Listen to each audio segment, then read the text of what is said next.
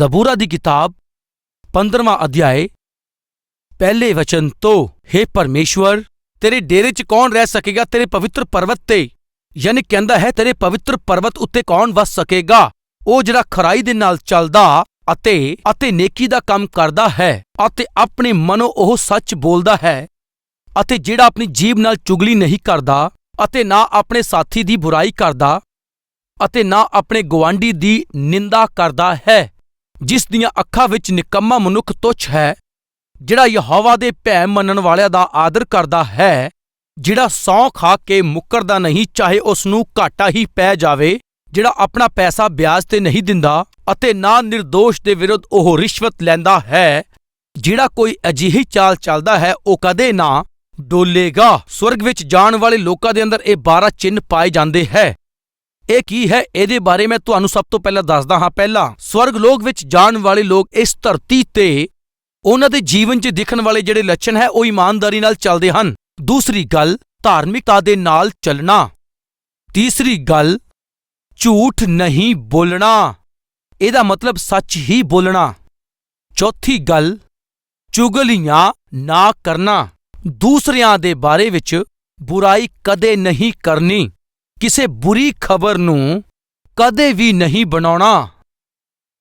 ਪੰਜਵਾਂ, ਕਿਸੇ ਦਾ ਨੁਕਸਾਨ ਨਹੀਂ ਕਰਨਾ। ਛੇਵੀਂ ਗੱਲ, ਨਿੰਦਾ ਨਹੀਂ ਕਰਨੀ। ਸੱਤਵੀਂ ਗੱਲ, ਜੇ ਉਹਦੀ ਨਿਗਾਹ 'ਚ ਕਿਸੇ ਨੂੰ ਨੀਵਾਂ ਦਿਖਾਇਆ ਜਾਵੇ ਤਾਂ ਇਹਦਾ ਮਤਲਬ ਉਹ ਪਾਪ ਤੋਂ ਨਫ਼ਰਤ ਕਰਦਾ ਹੈ। ਇਹ ਸਭ ਕੁਝ ਮੈਂ ਤੁਹਾਨੂੰ ਪਿਛਲੇ ਹਫ਼ਤੇ ਤੋਂ ਦੱਸਦਾ ਆਇਆ ਹਾਂ।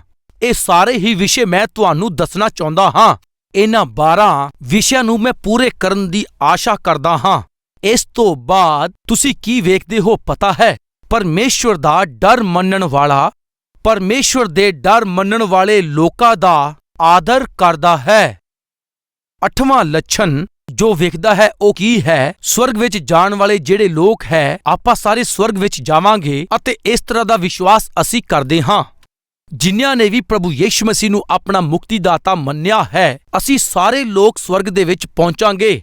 ਇਸ ਤਰ੍ਹਾਂ ਬਾਈਬਲ ਸਾਨੂੰ ਦੱਸਦੀ ਹੈ। ਜੇਕਰ ਤੁਸੀਂ ਪ੍ਰਭੂ ਯਿਸੂ ਮਸੀਹ ਨੂੰ ਆਪਣਾ ਮੁਕਤੀਦਾਤਾ ਗ੍ਰਹਿਣ ਕੀਤਾ ਹੈ, ਜੇ ਤੁਸੀਂ ਮਨ ਤੋਂ ਪਛਤਾਤਾਪ ਕੀਤਾ ਹੈ, ਤਾਂ ਨਵਾਂ ਜਨਮ ਪਾਉਣ ਦਾ ਜਿਹੜਾ ਉਹਦਾ ਪਰਿਣਾਮ ਹੈ, ਉਹਦੇ ਫਲ ਹੈ, ਉਹ ਵਿਖਦੇ ਹੈ।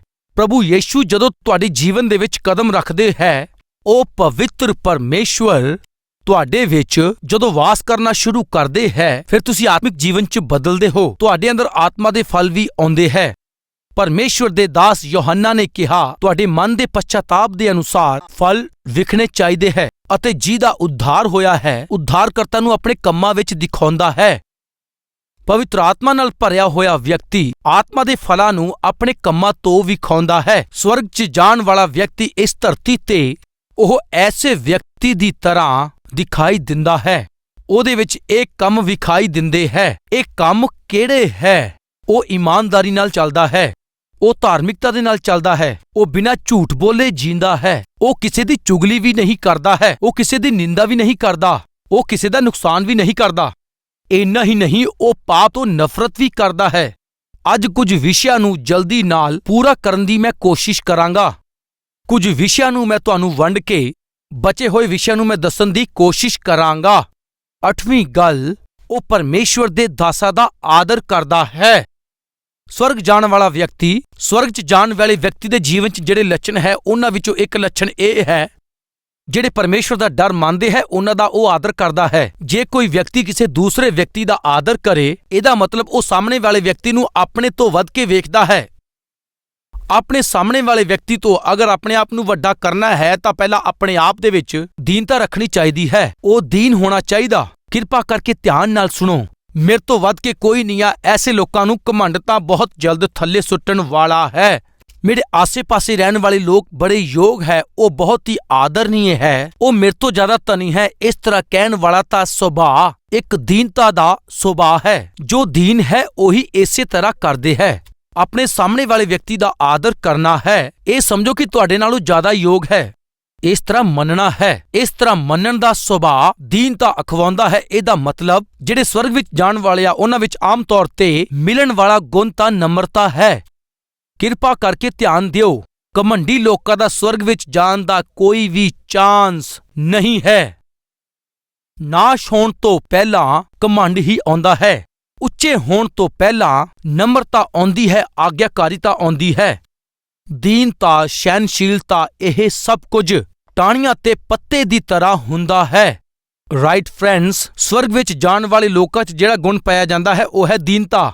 ਦੀਨ ਲੋਕ ਕੀ ਕਰਦੇ ਹੈ ਪਤਾ ਹੈ? ਆਪਣੇ ਆਪ ਤੋਂ ਦੂਸਰੇ ਵਿਅਕਤੀ ਨੂੰ ਜ਼ਿਆਦਾ ਵੱਡਾ ਸਮਝਦਾ ਹੈ, ਉਹਦਾ ਆਦਰ ਕਰਦਾ ਹੈ। ਅੱਜ ਦਾ ਸਵਾਲ ਇਹ ਹੈ, ਕਿਸੇ ਨੇ ਕਦੀ ਦੂਸਰੇ ਨੂੰ ਆਪਣੇ ਆਪ ਤੋਂ ਵੱਡਾ ਸਮਝਿਆ ਹੈ? ਜੇ ਉਹਨੂੰ ਵੱਡਾ ਮੰਨਾਂਗੇ ਤਾਂ ਆਦਰ ਕਰਨਗੇ, ਵੱਡਾ ਮੰਨੋਗੇ ਤਾਂ ਤੁਸੀਂ ਉਹਦੀ ਤਾਰੀਫ ਕਰੋਗੇ, ਵੱਡਾ ਮੰਨੋਗੇ ਤਾਂ ਉਹਦਾ ਆਦਰ ਵੀ ਕਰੋਗੇ। ਕਲਵਰੀ ਟੈਂਪਲ ਜੋ ਹੈ, ਇਹਦੇ ਉੱਤੇ ਪਰਮੇਸ਼ਵਰ ਨੇ ਮਹਾਨ ਕਿਰਪਾ ਕੀਤੀ ਹੈ। ਕਲਵਰੀ ਟੈਂਪਲ ਦੇ ਵਿੱਚ ਐਨੇ ਪ੍ਰਭੂ ਦੇ ਸੇਵਕਾਂ ਦਾ ਆਦਰ ਕੀਤਾ ਗਿਆ। ਕਲਵਰੀ ਮਹਾ ਉਤਸਵ ਵਿੱਚ ਜੋ ਵੀ ਇੰਤਜ਼ਾਮ ਕੀਤਾ ਹੈ, ਇਸ ਜਗ੍ਹਾ ਤੇ ਰਹਿਣ ਵਾਲੇ ਸਾਰੇ ਪਰਮੇਸ਼ਵਰ ਦੇ ਦਾਸਾਂ ਦਾ ਉਹਨਾਂ ਨੂੰ ਮੰਚ ਤੇ ਬੁਲਾ ਕੇ ਉਹਨਾਂ ਦਾ ਆਦਰ ਕੀਤਾ ਗਿਆ ਹੈ, ਉਹਨਾਂ ਦਾ ਸਨਮਾਨ ਕੀਤਾ, ਉਹਨਾਂ ਦਾ ਆਦਰ ਕੀਤਾ। ਮੈਂ ਅਤੇ ਮੇਰਾ ਪਰਿਵਾਰ ਕਲਵਰੀ ਟੈਂਪਲ ਦੇ ਪਰਿਵਾਰ ਨਾਲ ਮਿਲ ਕੇ ਕਿਤੇ ਵੀ ਜਾਈਏ ਅਤੇ ਉਹਨਾਂ ਲਈ ਇੱਕ ਅੱਛੇ ਸੂਟ ਦਾ ਕੱਪੜਾ, ਉਹਨਾਂ ਦਾ ਸਨਮਾਨ ਕਰਕੇ, ਉਹਨਾਂ ਦਾ ਆਦਰ ਕਰਕੇ, ਕਲਵਰੀ ਟੈਂਪਲ ਦੇ ਵੱਲੋਂ ਇਹ ਨਿਯਮ ਹੈ, ਨਮਰ ਸੇਵਕ ਨੇ ਸਿੱਖਿਆ ਹੈ, ਪਰਮੇਸ਼ਵਰ ਦੇ ਸੇਵਕਾਂ ਦਾ ਸਨਮਾਨ ਕਰਨਾ। ਮੇਰੇ ਸਾਹਮਣੇ ਜੋ ਪਰਮੇਸ਼ਵਰ ਦਾ ਸੇਵਕ ਹੈ ਉਹ ਮੇਰੇ ਤੋਂ ਵੱਡਾ ਦਾਸ ਹੈ ਅਤੇ ਉਹਨਾਂ ਦਾ ਆਦਰ ਸਨਮਾਨ ਕਰਨਾ ਮੈਨੂੰ ਪਰਮੇਸ਼ਵਰ ਨੇ ਸਿਖਾਇਆ ਹੈ। ਲਗਭਗ ਕਿ ਤੁਸੀਂ ਜਾਣਦੇ, ਪਰਮੇਸ਼ਵਰ ਦੀ ਮਹਿਮਾ ਦੇ ਲਈ ਮੈਂ ਤੁਹਾਨੂੰ ਦੱਸਣ ਜਾ ਰਿਹਾ, ਹੁਣ ਤੱਕ 70,000 ਪਾਸਟਰਸ ਨੂੰ ਕੱਪੜੇ ਦੇਣ ਦੀ ਮਹਾਨ ਕਿਰਪਾ, ਖਾਸ ਕਰਕੇ ਸੂਟ ਦਾ ਕੱਪੜਾ ਦੇਣ ਦੀ ਮਹਾਨ ਕਿਰਪਾ ਪਰਮੇਸ਼ਵਰ ਨੇ ਆਪਣੇ ਦਾਸ ਤੇ ਪਰਿਵਾਰ ਨੂੰ ਦਿੱਤੀ। ਜਿੰਨੇ ਵੀ ਪਾਸਟਰ ਹੈ, ਪਰਮੇਸ਼ਵਰ ਨੇ ਸਾਡੇ ਤੇ ਅਨੁਗ੍ਰਹਿ ਕੀਤਾ ਕਿ ਹਜ਼ਾਰਾਂ ਸੇਵਕਾਂ ਨੂੰ ਕੱਪੜੇ ਦੇਣਾ ਇਹ ਆਸ਼ੀਸ਼ ਦੀ ਗੱਲ ਹੈ। ਇਹ ਕਿਸ ਤਰ੍ਹਾਂ ਹੋ ਪਾਇਆ? ਕਿਉਂਕਿ ਉਹ ਮੇਰੇ ਤੋਂ ਵੱਧ ਕੇ ਹੈ, ਉਹ ਉੱਤਮ ਸੇਵਾ ਕਰ ਰਹੇ ਹੈ ਅਤੇ ਉਹਨਾਂ ਦਾ ਸਨਮਾਨ ਕਰਨਾ ਚਾਹੀਦਾ ਹੈ। ਇਸ ਤਰ੍ਹਾਂ ਮਨ ਪਰਮੇਸ਼ਵਰ ਨੇ ਦਿੱਤਾ, ਇਸ ਲਈ ਇਹ ਹੋ ਸਕਿਆ ਹੈ। ਇੰਨਾ ਹੀ ਨਹੀਂ, ਜਿੰਨੇ ਵੀ ਦਾਸ ਪ੍ਰਭੂ ਦੇ ਕੋਲ ਚਲੇ ਗਏ ਹੈ, ਆਰ ਕੇ ਮੂਰਤੀ ਜੀ, ਕਲਵਰੀ ਟੈਂਪਲ 'ਚ ਉਹਨਾਂ ਦਾ ਸਨਮਾਨ ਕੀਤਾ ਗਿਆ। ਬ੍ਰਦਰ ਰਾਜ ਬਾਬੂ ਵੀ ਕਲਵਰੀ ਮਹਿਮਾ ਉਤਸਵ ਵਿੱਚ ਅਸੀਂ ਉਹਨਾਂ ਦਾ ਸਨਮਾਨ ਕੀਤਾ। ਅੱਜ ਜਿਹੜੇ ਸਾਡੇ ਵਿਚਕਾਰ ਸੇਵਕਾਈ ਕਰ ਰਹੇ ਸੀ, ਜੀ ਸੈਮੂਅਲ ਜੀ, ਕਲਵਰੀ ਟੈਂਪਲ 'ਚ ਉਹਨਾਂ ਦਾ ਵੀ ਸਨਮਾਨ ਕੀਤਾ ਗਿਆ। ਵੱਡੀ ਸੇਵਾ ਜੋ ਕਰ ਰਹੇ ਹੈ, ਜਿਵੇਂ ਕਿ ਜੋਸ਼ੀ ਜੀ, ਕਲਵਰੀ ਟੈਂਪਲ 'ਚ ਉਹਨਾਂ ਦਾ ਵੀ ਸਨਮਾਨ ਹੋਇਆ। ਅਸੀਂ ਵੇਖਿਆ ਹੈ, ਸੁਸਮਾਚਾਰ ਦਾ ਪ੍ਰਚਾਰ ਕਰਨ ਵਾਲੀ ਪਰਮੇਸ਼ਵਰ ਦੇ ਦਾਸ ਪਾਸਟਰ ਜੈਪੌਲ ਦਾ ਵੀ ਅਸੀਂ ਕਲਵਰੀ ਟੈਂਪਲ 'ਚ ਸਨਮਾਨ ਕੀਤਾ। ਇਹ ਸੰਨਾ ਜੀ ਦਾ ਵੀ ਅਸੀਂ ਪੂਰੇ ਮਨ ਤੋਂ ਪ੍ਰੇਮ ਕੀਤਾ, ਆਦਰ ਕੀਤਾ। ਉਹਨਾਂ ਨੂੰ ਵੀ ਮੈਂ ਇਹ ਸੱਦਾ ਦਿੱਤਾ ਸੀ, ਮੈਂ ਤੁਹਾਡਾ ਆਦਰ ਕਰਨਾ ਚਾਹੁੰਦਾ, ਇਸ ਤਰ੍ਹਾਂ ਕਿਹਾ, ਪਰ ਉਸ ਦਿਨ ਉਹ ਨਹੀਂ ਆ ਪਾਏ। ਉਹਨਾਂ ਦਾ ਆਦਰ ਕਰਨ ਦੀ ਮੇਰੀ ਇੱਛਾ ਸੀ ਪਰ ਨਹੀਂ ਕਰ ਪਾਇਆ। ਅਤੇ ਇੰਨਾ ਹੀ ਨਹੀਂ, ਆਪਣੇ ਮਾਤਾ ਪਿਤਾ ਦਾ ਵੀ ਆਦਰ ਕਰੋ। ਮੈਂ ਵੀ ਆਪਣੇ ਮਾਤਾ ਪਿਤਾ ਦਾ ਆਦਰ ਕੀਤਾ ਹੈ, ਸੱਸ ਸਹੁਰੇ ਦਾ ਵੀ ਮੈਂ ਆਦਰ ਕੀਤਾ, ਪ੍ਰਭੂ ਦੇ ਸੇਵਕਾਂ ਦਾ ਆਦਰ ਕੀਤਾ, ਚਰਵਾਹਿਆਂ ਦਾ ਆਦਰ ਕਰਨ ਦੀ ਪ੍ਰਭੂ ਨੇ ਕਿਰਪਾ ਕੀਤੀ। ਇੰਨਾ ਹੀ ਨਹੀਂ, ਜਿਨ੍ਹਾਂ ਨੇ ਮੈਨੂੰ ਦੁੱਖ ਦਿੱਤਾ ਹੈ ਉਹਨਾਂ ਦਾ ਵੀ ਮੈਂ ਆਦਰ ਕੀਤਾ ਹੈ, ਜਿਨ੍ਹਾਂ ਨੇ ਮੇਰੀ ਬੇਇੱਜ਼ਤੀ ਕੀਤੀ ਉਹਨਾਂ ਦਾ ਵੀ ਆਦਰ ਕੀਤਾ। ਇਸ ਦੌਰਾਨ ਇਸ ਤਰ੍ਹਾਂ ਕੋਈ ਸੀ ਜੋ ਮਾਈਕ ਤੇ, ਸਟੇਜ ਤੇ ਆ ਕੇ ਮਨਮਰਜ਼ੀ ਨਾਲ ਮੇਰੇ ਬਾਰੇ ਬੋਲਣ ਲੱਗ ਪਏ। ਉਹਨਾਂ ਦੇ ਮਨ 'ਚ ਜੋ ਵੀ ਆਇਆ ਉਹਨਾਂ ਨੇ ਬੋਲਿਆ ਤੇ ਉਹਨਾਂ ਦੇ ਵਰਕਰ ਨੇ ਮੈਨੂੰ ਦੱਸਿਆ, ਬ੍ਰਦਰ, ਉਹ ਵਿਅਕਤੀ ਉਹ ਤੁਹਾਡੇ ਤੋਂ ਫਾਇਦਾ ਲੈ ਕੇ ਅਤੇ ਬਾਹਰ ਜਾ ਕੇ ਤੁਹਾਡੇ ਬਾਰੇ ਬੋਲਦਾ ਹੈ। ਉਹਨਾਂ ਨੇ ਬੜੇ ਵਿਰੋਧੀ ਤਰੀਕੇ ਨਾਲ ਕਿਹਾ। ਸਟੇਜ ਦੇ ਉੱਤੇ ਤੁਹਾਡੇ ਅਤੇ ਤੁਹਾਡੀ ਸੇਵਕਾਈ ਦੇ ਬਾਰੇ ਉਸਨੇ ਮਾੜਾ ਚੰਗਾ ਕਿਹਾ। ਇਸ ਤਰ੍ਹਾਂ ਕਹਿਣ ਤੇ ਹੋ ਜਾਣਦੇ ਹੋ, ਸਭ ਤੋਂ ਪਹਿਲਾਂ ਮੈਂ ਪ੍ਰਾਰਥਨਾ ਕੀਤੀ ਅਤੇ ਕਿਹਾ, ਪ੍ਰਭੂ, ਉਹਨਾਂ ਨੇ ਮੇਰੇ ਤੋਂ ਆ ਕੇ ਮਦਦ ਮੰਗੀ ਸੀ, ਮੇਰੇ ਕੋਲ ਆ ਕੇ ਅਤੇ ਮੇਰੇ ਅੱਗੇ ਹੱਥ ਫੈਲਾ ਕੇ ਮੈਨੂੰ ਕਿਹਾ, ਬ੍ਰਦਰ, ਮੇਰਾ ਜੀਣਾ ਮੁਸ਼ਕਿਲ ਹੋ ਰਿਹਾ ਹੈ। ਜਦੋਂ ਇਸ ਤਰ੍ਹਾਂ ਰੋ ਰਿਹਾ ਸੀ ਤਾਂ ਮੈਂ ਉਸ ਦੀ ਮਦਦ ਕੀਤੀ। ਹੁਣ ਇਹੀ ਵਿਅਕਤੀ ਜਿਨ੍ਹਾਂ ਹੱਥਾਂ ਨਾਲ ਮੈਂ ਉਹਦੀ ਮਦਦ ਕੀਤੀ ਆ, ਉਹ ਇਹਨਾਂ ਹੱਥਾਂ ਨੂੰ ਹੁਣ ਕੱਟਣਾ ਚਾਹੁੰਦਾ ਹੈ। ਪ੍ਰਭੂ ਨੇ ਕਿਹਾ, ਉਸ ਨੂੰ ਮਾਫ ਕਰ ਦੇ। ਇੰਨਾ ਹੀ ਨਹੀਂ, ਉਹਦੀ ਪਤਨੀ ਅਤੇ ਬੱਚਿਆਂ ਦੇ ਲਈ ਕੱਪੜੇ ਵੀ ਦੇ। ਜਾਣਦੇ ਹੋ ਕੀ ਹੋਇਆ? ਕ੍ਰਿਸਮਸ ਦੇ ਦਿਨ ਉਹਨਾਂ ਨੂੰ ਅਤੇ ਉਹਨਾਂ ਦੀ ਪਤਨੀ ਨੂੰ ਬਹੁਤ ਚੰਗੇ ਕੱਪੜੇ, ਬੜੇ ਮਹਿੰਗੇ ਕੱਪੜੇ ਖਰੀਦ ਕੇ ਪੈਕ ਕਰਕੇ ਅਤੇ ਉਹਦੇ ਵਿੱਚ ਗ੍ਰੀਟਿੰਗ ਕਾਰਡ ਰੱਖ ਕੇ ਕ੍ਰਿਸਮਸ ਦੇ ਮੌਕੇ ਦੀ ਸੂਚਨਾ ਪਰਮੇਸ਼ਵਰ ਨੇ, ਜਿਹੜੀ ਮਾਨਵ ਜਾਤੀ ਉਹਦੇ ਤੋਂ ਦੂਰ ਹੋ ਗਈ ਸੀ, ਉਹਦੇ ਨਾਲ ਮੇਲ ਮਿਲਾਪ ਕਰਨ ਦੇ ਲਈ ਆਪਣੇ ਪੁੱਤਰ ਨੂੰ ਭੇਜਿਆ। ਕ੍ਰਿਸਮਸ ਦੇ ਸਮੇਂ ਤੇ ਮੈਂ ਹੱਲ ਚਾਹੁੰਦਾ ਸੀ। ਇਹ ਕਹਿ ਕੇ ਇੱਕ ਵਿਅਕਤੀ ਕੋਲੋਂ ਮੈਂ ਕੱਪੜੇ ਭਿਜਵਾਏ।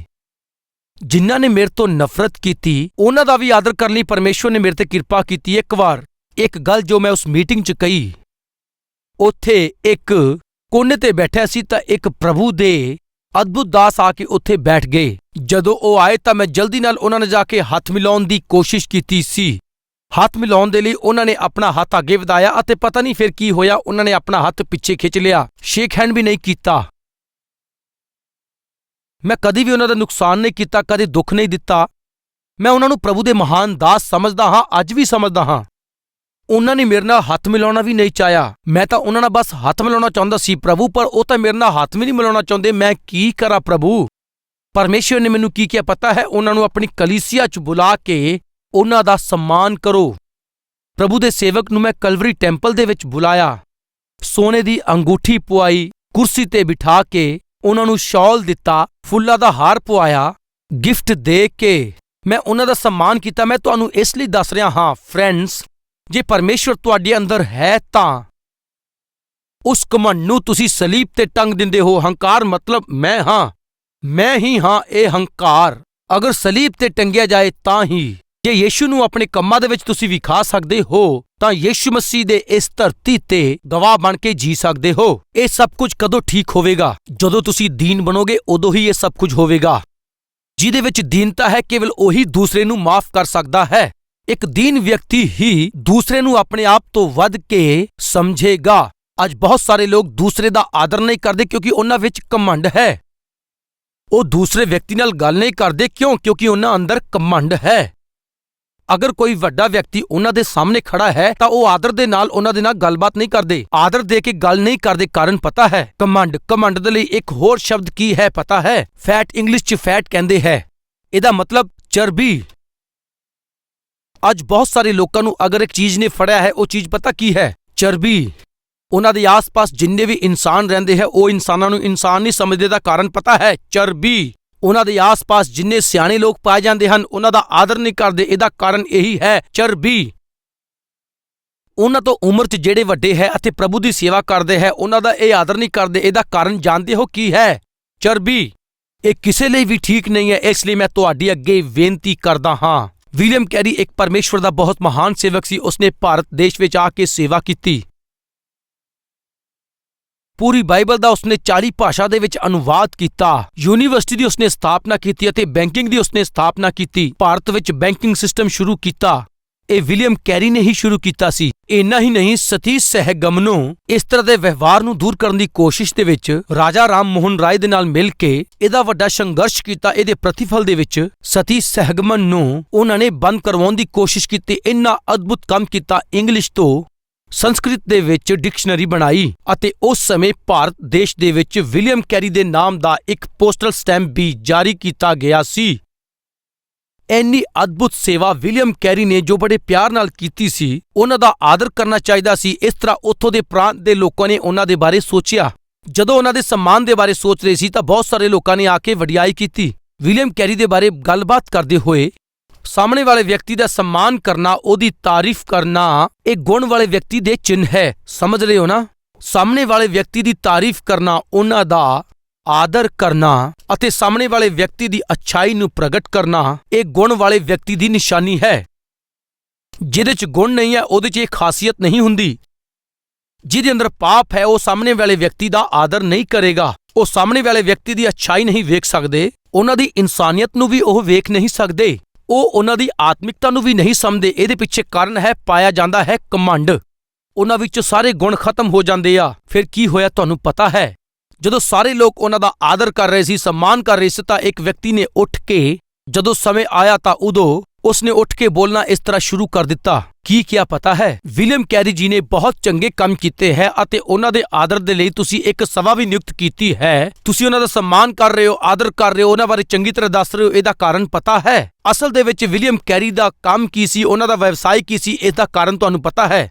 ਉਹ ਕਹਿਣ ਲੱਗਾ, ਵਿਲੀਅਮ ਕੈਰੀ ਤਾਂ ਆਫਟਰ ਆਲ ਜੁੱਤੀਆਂ ਬਣਾਉਣ ਵਾਲਾ ਇੱਕ ਵਿਅਕਤੀ ਹੈ। ਉਹ ਚੱਪਲਾਂ ਬਣਾਉਣ ਵਾਲਾ ਹੈ। ਇਸ ਤਰ੍ਹਾਂ ਚੱਪਲਾਂ ਬਣਾਉਣ ਵਾਲੇ ਅਤੇ ਜੁੱਤੀਆਂ ਬਣਾਉਣ ਵਾਲੇ ਵਿਅਕਤੀ ਦਾ ਤੁਸੀਂ ਆਦਰ ਕਰ ਰਹੇ ਹੋ, ਮੈਨੂੰ ਖੁਸ਼ੀ ਹੈ। ਵੇਖੋ, ਇਹ ਗੰਦੇ ਗੁਣ ਵਾਲੇ ਵਿਅਕਤੀ ਹੈ। ਘਮੰਡ ਨਾਲ ਭਰਿਆ ਹੋਇਆ ਵਿਅਕਤੀ ਸਾਹਮਣੇ ਗੁਣ ਵਾਲੇ ਵਿਅਕਤੀ ਨੂੰ ਉਹ ਚੰਗੀ ਤਰ੍ਹਾਂ ਗ੍ਰਹਿਣ ਨਹੀਂ ਕਰੇਗਾ ਕਿਉਂਕਿ ਉਹਦੇ ਅੰਦਰ ਗੁਣ ਹੀ ਪਾਪੀ ਹੈ। ਅਤੇ ਸਾਰੇ ਲੋਕ ਹੈਰਾਨ ਹੋ ਗਏ ਅਤੇ ਕਹਿਣ ਲੱਗੇ, ਅਸੀਂ ਤਾਂ ਆਦਰ ਕਰਨ ਲਈ ਇਹ ਸਭ ਨੂੰ ਬੁਲਾਇਆ ਹੈ। ਪ੍ਰਜਾ ਦੇ ਲਈ ਉਹਨਾਂ ਨੇ ਜੋ ਸਭ ਕੰਮ ਕੀਤੇ, ਉਹਨਾਂ ਦੀ ਆਦਰ ਲਈ ਅਸੀਂ ਇਹ ਸਭਾ ਬੁਲਾਈ ਹੈ। ਇਹ ਬਿਨਾਂ ਗੁਣ ਵਾਲਾ ਵਿਅਕਤੀ ਇਹਦੇ ਬਾਰੇ ਕਿੱਦਾਂ ਗੱਲ ਕਰ ਰਿਹਾ ਹੈ? ਇਹਦਾ ਮੂੰਹ ਕੌਣ ਬੰਦ ਕਰਵਾ ਸਕਦਾ ਹੈ? ਐਸਾ ਵਿਚਾਰ ਕਿਸੇ ਦੇ ਮਨ 'ਚ ਆਇਆ ਹੋਗਾ। ਇਸ ਦੌਰਾਨ ਕਿਸੇ ਨੇ ਫਿਰ ਵਿਲੀਅਮ ਕੈਰੀ ਉੱਠਿਆ। ਇਹ ਵਿਅਕਤੀ ਜਦੋਂ ਇਹ ਸਭ ਕੁਝ ਦੱਸ ਕੇ ਬੈਠ ਗਿਆ, ਉਦੋਂ ਵਿਲੀਅਮ ਕੈਰੀ ਨੇ ਕੀ ਕਿਹਾ ਪਤਾ ਹੈ? ਮੇਰੇ ਬਾਰੇ ਬਹੁਤ ਸਾਰੇ ਲੋਕਾਂ ਨੇ ਬੜੇ ਅਦਭੁਤ ਤਰੀਕੇ ਨਾਲ ਦੱਸਿਆ ਹੈ। ਮੈਂ ਜੁੱਤੀਆਂ ਬਣਾਉਣਾ ਹਾਂ, ਮੈਂ ਚੱਪਲਾਂ ਬਣਾਉਣਾ ਹਾਂ। ਇਸ ਵਿਅਕਤੀ ਨੇ ਮੇਰੇ ਬਾਰੇ ਬਹੁਤ ਅਦਭੁਤ ਤਰੀਕੇ ਨਾਲ ਦੱਸਿਆ। ਭਾਈ ਸਾਹਿਬ, ਮੈਂ ਤੁਹਾਨੂੰ ਇੱਕ ਗੱਲ ਦੱਸਦਾ ਹਾਂ। ਅਤੇ ਉਹ ਉਹਦੇ ਵੱਲ ਵੇਖਣ ਲੱਗਾ। ਵਿਲੀਅਮ ਕੈਰੀ ਨੇ ਕਿਹਾ, ਮੈਂ ਚੱਪਲਾਂ ਨਹੀਂ ਬਣਾਉਣਾ, ਮੈਂ ਜੁੱਤੀਆਂ ਨਹੀਂ ਬਣਾਉਣਾ, ਮੈਂ ਪੁਰਾਣੀਆਂ ਚੱਪਲਾਂ ਸਿਲਵਾਉਂਦਾ ਹਾਂ। ਮੈਂ ਨਵੀਆਂ ਚੱਪਲਾਂ ਬਣਾਉਣ ਵਾਲਾ ਨਹੀਂ, ਨਵੇਂ ਬੂਟ ਬਣਾਉਣ ਵਾਲਾ ਨਹੀਂ, ਮੈਂ ਤਾਂ ਬੂਟ ਪਾਲਿਸ਼ ਕਰਨ ਵਾਲਾ ਹਾਂ। ਤੁਹਾਡੇ ਵਰਗੇ ਵੱਡੇ ਲੋਕ ਜਦੋਂ ਬੂਟ ਲੈ ਕੇ ਆਉਂਦੇ ਹਨ ਤਾਂ ਮੈਂ ਬੂਟ ਪਾਲਿਸ਼ ਕਰਦਾ ਹਾਂ। ਟੁੱਟੀਆਂ ਚੱਪਲਾਂ ਲਿਆ ਕੇ ਅਗਰ ਤੁਸੀਂ ਮੇਰੇ ਅੱਗੇ ਰੱਖਦੇ ਹੋ ਤਾਂ ਮੈਂ ਉਹਨਾਂ ਨੂੰ ਠੀਕ ਕਰਵਾ ਦਿੰਦਾ ਹਾਂ। ਮੈਂ ਨਵੇਂ ਬੂਟ ਨਹੀਂ ਬਣਾਉਂਦਾ ਅਤੇ ਨਾ ਹੀ ਨਵੀਆਂ ਚੱਪਲਾਂ ਤਿਆਰ ਕਰਦਾ। ਮੈਂ ਤਾਂ ਪੁਰਾਣੀਆਂ ਚੱਪਲਾਂ ਠੀਕ ਕਰਨ ਵਾਲਾ ਇੱਕ ਆਮ ਜਿਹਾ ਵਿਅਕਤੀ ਹਾਂ। ਘਮੰਡੀ ਵਿਅਕਤੀ ਦੇ ਇਸ ਗੁਣ ਨੂੰ ਕਿਸ ਨੇ ਰੌਣ ਦਿੱਤਾ ਪਤਾ ਹੈ? ਦੀਨ ਵਿਅਕਤੀ ਦੀ ਨਮਰਤਾ ਨੇ। ਇਹੀ ਹੈ ਨਮਰਤਾ। ਉਸ ਦਿਨ ਵਿਲੀਅਮ ਕੈਰੀ ਨੇ ਆਪਣੀ ਦੀਨਤਾ ਨੂੰ ਵਿਖਾ ਕੇ ਅਤੇ ਆਪਣੀ ਨਮਰਤਾ ਨੂੰ ਵਿਖਾ ਕੇ ਉਸ ਦਿਨ ਸਾਰੇ ਲੋਕਾਂ ਨੇ ਮਨ 'ਚ ਕੀ ਸੋਚਿਆ ਹੋਵੇਗਾ ਪਤਾ ਹੈ? ਇਸ ਨੂੰ ਚੰਗੀ ਅਕਲ ਸਿਖਾਈ, ਫਿਰ ਇਸ ਨੂੰ ਖੜਾ ਹੋਣ ਦੇ ਲਾਇਕ ਨਹੀਂ ਛੱਡਿਆ। ਕਿਰਪਾ ਕਰਕੇ ਸੁਣੋ, ਘਮੰਡ ਨੂੰ ਤੋੜਨ ਵਾਲੀ ਦੀਨਤਾ ਹੈ। ਦੀਨਤਾ ਨੂੰ ਤੋੜਨ ਵਾਲਾ ਤਾਂ ਘਮੰਡ, ਜੋ ਘਮੰਡੀ ਹੈ ਉਹਦੇ ਕੋਲ ਸਵਰਗ ਵਿੱਚ ਜਾਣ ਦਾ ਮੌਕਾ ਨਹੀਂ ਹੈ। ਕਾਰਨ ਪਤਾ ਹੈ? ਘਮੰਡ ਕਰਨ ਵਾਲਾ ਸ਼ੈਤਾਨ ਕਿਸੇ ਸਮੇਂ ਦੇ ਵਿੱਚ ਇੱਕ ਸਵਰਗ ਦੂਤ ਸੀ। ਕਿਸੇ ਸਮੇਂ ਪਰਮੇਸ਼ਵਰ ਦੇ ਕੋਲ ਰਹਿਣ ਵਾਲਾ ਉਹ ਪ੍ਰਧਾਨ ਦੂਤ ਸੀ। ਘਮੰਡ ਦੇ ਕਾਰਨ ਉਸ ਨੂੰ ਸਵਰਗ ਦੇ ਉੱਤੋਂ ਥੱਲੇ ਸੁੱਟਿਆ ਗਿਆ। ਉੱਥੇ ਘਮੰਡ ਲਈ ਜਗ੍ਹਾ ਨਹੀਂ, ਘਮੰਡ ਕਰਨ ਵਾਲੇ ਲਈ ਕੋਈ ਜਗ੍ਹਾ ਨਹੀਂ। ਅਗਰ ਅੱਜ ਦੇ ਦਿਨ ਤੁਹਾਡੇ ਅੰਦਰ ਘਮੰਡ ਪਾਇਆ ਜਾਂਦਾ ਹੈ ਤਾਂ ਅੱਜ ਹੀ ਤੁਰੰਤ ਹੀ ਉਸ ਨੂੰ ਠੀਕ ਕਰੋ। ਕਿਉਂਕਿ ਘਮੰਡੀ ਲੋਕਾਂ ਨੂੰ ਸਵਰਗ ਜਾਣ ਦਾ ਕੋਈ ਵੀ ਚਾਂਸ ਨਹੀਂ ਮਿਲੇਗਾ। ਘਮੰਡੀ ਵਿਅਕਤੀ ਸਾਹਮਣੇ ਵਾਲੇ ਵਿਅਕਤੀ ਨੂੰ ਆਪਣੇ ਤੋਂ ਵੱਧ ਕੇ ਵੇਖ ਨਹੀਂ ਸਕਦਾ। ਸਵਰਗ ਵਿੱਚ ਜਾਣ ਵਾਲੇ ਲੋਕਾਂ ਦੇ ਲੱਛਣ ਤੁਹਾਨੂੰ ਪਤਾ ਹੈ। ਆਪਣੇ ਆਸ-ਪਾਸ ਦੇ ਲੋਕਾਂ ਨੂੰ ਆਪਣੇ ਤੋਂ ਬਿਹਤਰ ਸਮਝਦੇ ਹੈ। ਹੋ ਸਕਦਾ ਤੁਹਾਡੀ ਨੌਕਰੀ ਦੀ ਜਗ੍ਹਾ ਹੋਵੇ, ਜਿੱਥੇ ਕੰਮ ਕਰ ਰਹੇ ਉੱਥੇ ਹੋ ਸਕਦਾ, ਜਿੱਥੇ ਪੜ੍ਹਾਈ ਕਰ ਰਹੇ ਉੱਥੇ ਹੋ ਸਕਦਾ, ਜਿੱਥੇ ਸੇਵਕਾਈ ਕਰ ਰਹੇ ਉੱਥੇ ਹੋ ਸਕਦਾ ਹੈ, ਕਲੀਸਿਆ 'ਚ ਹੋ ਸਕਦਾ ਹੈ। ਦੂਸਰੇ ਦਾ ਮਜ਼ਾਕ ਉਡਾਉਣਾ, ਦੂਸਰੇ ਨੂੰ ਆਪਣੇ ਤੋਂ ਨੀਵਾਂ ਸਮਝਣਾ ਅਤੇ ਦੂਸਰੇ ਨੂੰ ਆਪਣੇ ਤੋਂ ਝਟਕੇ ਨਾਲ ਦੂਰ ਕਰਨਾ, ਉਹਨਾਂ ਨੂੰ ਜਾਨਵਰਾਂ ਦੀ ਤਰ੍ਹਾਂ ਸਮਝਣਾ ਅਤੇ ਉਹਨਾਂ ਦੀ ਬੇਇੱਜ਼ਤੀ ਕਰਨਾ, ਇਹ ਆਤਮਿਕ ਲੱਛਣ ਨਹੀਂ ਹੈ। ਸਾਹਮਣੇ ਵਾਲਾ ਵਿਅਕਤੀ ਵੱਡਾ ਨਹੀਂ ਹੋ ਸਕਦਾ ਉਹ ਜ਼ਿਆਦਾ ਪੜ੍ਹਿਆ ਲਿਖਿਆ ਵੀ ਨਾ ਹੋਵੇ। ਸਾਹਮਣੇ ਵਾਲਾ ਵਿਅਕਤੀ ਹੋ ਸਕਦਾ ਦੂਜੀ ਜਾਤੀ ਦਾ ਹੋਵੇ, ਪਰ ਬੜੇ ਧਿਆਨ ਦੇ ਨਾਲ ਸੁਣੋ, ਜੇ ਤੁਹਾਡੇ ਅੰਦਰ ਯਿਸੂ ਮਸੀਹ ਹੈ, ਨਾ ਉਹਦੀ ਪੜ੍ਹਾਈ ਦੇ ਕਾਰਨ, ਨਾ ਉਹਦੀ ਦੋਸਤੀ ਦੇ ਕਾਰਨ, ਨਾ ਉਹਦੀ ਸੁੰਦਰਤਾ ਦੇ ਕਾਰਨ, ਤੁਸੀਂ ਦਿੱਤੀ ਹੋਈ ਕੀਮਤ ਦੇ ਕਾਰਨ, ਉਹ ਪਰਮੇਸ਼ਵਰ ਦੁਆਰਾ ਬਣਾਏ ਗਏ ਹੈ, ਉਹ ਪਰਮੇਸ਼ਵਰ ਦਾ ਬੇਟਾ ਹੈ, ਪਰਮੇਸ਼ਵਰ ਦੀ ਬੇਟੀ ਹੈ। ਅੱਜ ਐਸੇ ਵੀ ਲੋਕ ਹੈ ਜਿਹੜੇ ਕੁੱਲ ਦੇ ਕਾਰਨ ਆਦਰ ਕਰਦੇ ਹੈ, ਧਨ ਦੌਲਤ ਵੇਖ ਕੇ ਇੱਜ਼ਤ ਕਰਦੇ ਹੈ, ਉਹਨਾਂ ਦੇ ਅਹੁਦੇ ਨੂੰ ਵੇਖ ਕੇ, ਉਹਨਾਂ ਦੀ ਪਦਵੀ ਨੂੰ ਵੇਖ ਕੇ, ਉਹਨਾਂ ਦੇ ਗਿਆਨ ਨੂੰ ਵੇਖ ਕੇ, ਉਹਨਾਂ ਦੀ ਧਨ ਦੌਲਤ ਦੇ ਕਾਰਨ ਅਸੀਂ ਉਹਨਾਂ ਦਾ ਆਦਰ ਕਰਦੇ ਹਾਂ। ਪਰ ਜਿਹੜਾ ਸੱਚਾ ਆਤਮਿਕ ਵਿਅਕਤੀ ਹੈ ਉਹ ਇਹ ਸਭ ਵੇਖ ਕੇ ਆਦਰ ਨਹੀਂ ਦਿੰਦਾ। ਉਹਦੇ ਅੰਦਰ ਪਾਈ ਜਾਣ ਵਾਲੀ ਦੀਨਤਾ ਦੇ ਕਾਰਨ ਉਹ ਸਾਹਮਣੇ ਵਾਲੇ ਦਾ ਆਦਰ ਕਰਦਾ ਹੈ। ਮੈਂ ਪੁੱਛਦਾ ਹਾਂ, ਜੋ ਤੁਹਾਡੀ ਉਮਰ ਤੋਂ ਵੱਡੇ ਹੈ, ਕੀ ਉਹਨਾਂ ਨਾਲ ਤੁਸੀਂ ਇੱਜ਼ਤ ਨਾਲ ਗੱਲ ਕਰਦੇ ਹੋ? ਆਪਣੇ ਆਸ-ਪਾਸ ਦੇ ਲੋਕਾਂ ਨੂੰ ਤੁਸੀਂ ਆਪਣੇ ਤੋਂ ਜ਼ਿਆਦਾ ਤੁਸੀਂ ਯੋਗ ਸਮਝਦੇ ਹੋ ਜਾਂ ਫਿਰ ਉਹਨਾਂ ਨੂੰ ਫਿਟਕਾਰ ਕੇ ਗੱਲ ਕਰਦੇ ਹੋ? ਸਾਵਧਾਨ, ਘਮੰਡ ਤਾਂ ਗੁਣ ਖਤਮ ਕਰਦਾ ਹੈ, ਦੀਨਤਾ ਘਮੰਡ ਨੂੰ ਬਾਹਰ ਕੱਢਦੀ ਹੈ। ਸਵਰਗ ਵਿੱਚ ਜਾਣ ਵਾਲੇ ਲੋਕਾਂ ਦੇ ਅੰਦਰ ਗੁਣ ਕੀ ਵੇਖਦੇ ਹੈ ਪਤਾ ਹੈ? ਉਹ ਦੂਸਰੇ ਵਿਅਕਤੀ ਨੂੰ ਆਪਣੇ ਤੋਂ ਵੱਧ ਕੇ ਆਦਰ ਤੇ ਸਨਮਾਨ ਦਿੰਦੇ ਹੈ।